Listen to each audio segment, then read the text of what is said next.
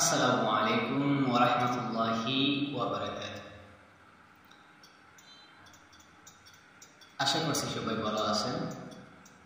আমি আলহামদুলিল্লাহ আল্লাহর ভালো আছি।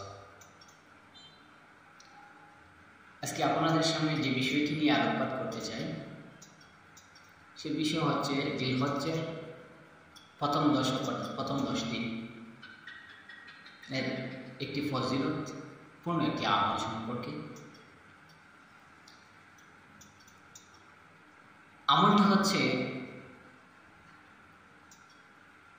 রাসূলুল্লাহ সাল্লাল্লাহু আলাইহি ওয়াসাল্লাম ইরশাদ করেছেন হযরত উম্মে সালামা রাদিয়াল্লাহু তাআলা আনহা থেকে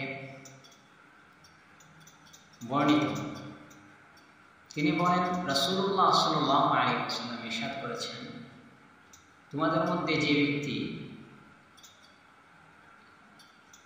কোরবানি করার ইচ্ছা পোষণ করে সে যেন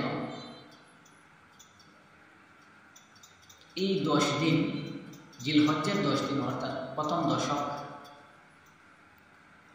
তার নখ, চুল, গোঁফ, দাড়ি কাটা থেকে বিরত থাকে।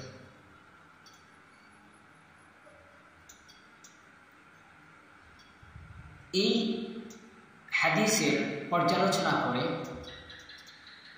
ফুকাহায়ে কেরাম বর্ণনা করেছেন যে জিলহজ্জের প্রথম 10 দিন নখ, চুল, দাড়ি, গোঁফ কাটা থেকে বিরত থাকা মুস্তাহসান ও সওয়াবের কাজ। আল্লাহ সুবহানাহু ওয়া তাআলা যেন আমাদেরকে এই আমল করার তৌফিক দান করেন। আমিন। আসসালামু আলাইকুম ওয়া রাহমাতুল্লাহি ওয়া বারাকাতুহু।